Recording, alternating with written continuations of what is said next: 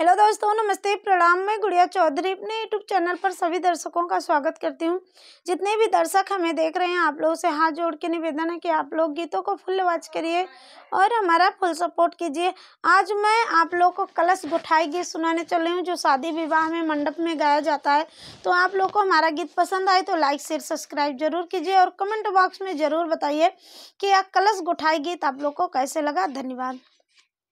हटिया बाजरिया से मांगायो हम सुपड़िया, हटिया बाजरिया से मांगायो हम सुपड़िया, सुपड़िया रांगाई डार्यो बहिनी घरे घरे ने माता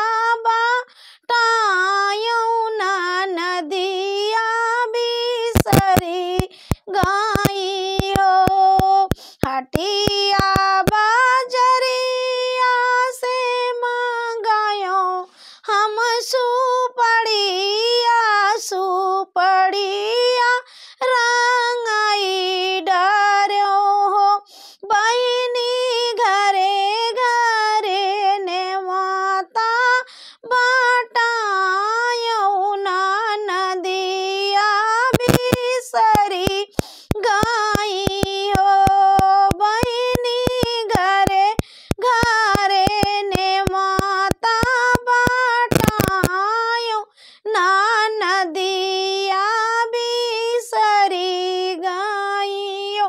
आई गाए यारी गन से पारी गनयौने गाने गारू, आई गाए यारी गन से पर गानी और ने गारू हो बहिनी कानाई आई है ना नदिया तो मड़वा हमारा सोना कालसा हमारा के गोठी हो बहिनी का नहीं आई हमारा ना नदी या कालसा हमारा के गोठी हो। फिर से मांगायो हम सुपड़िया, सुपड़िया रंगाई डार्यो बहिनी फिर से मांगायो हम सुपड़िया, सुपड़िया रंगाई डार्यो नाउन फिर से नेवत पाऊँ चाओ ननद हमारी आई हो, नाउन फिर से नेवत पाऊँ चाओ ननद हमारी कालस हमारे गोटाई हो। आगे आगे आवई भायनवा तो डोलिया ननद रानी हो, आगे आगे आवई भायन अमा तो डोलिया ननद रानी बहिनी घोड़े चढ़ाया वे नाना दोइया आंगना हमारे उतराई हो बहिनी आगे आगे आवे नाना दोइया आंगना हमारे उतराई हो। आवा मोरी नाना दो गोसा तू ही ना ठाकुराइनी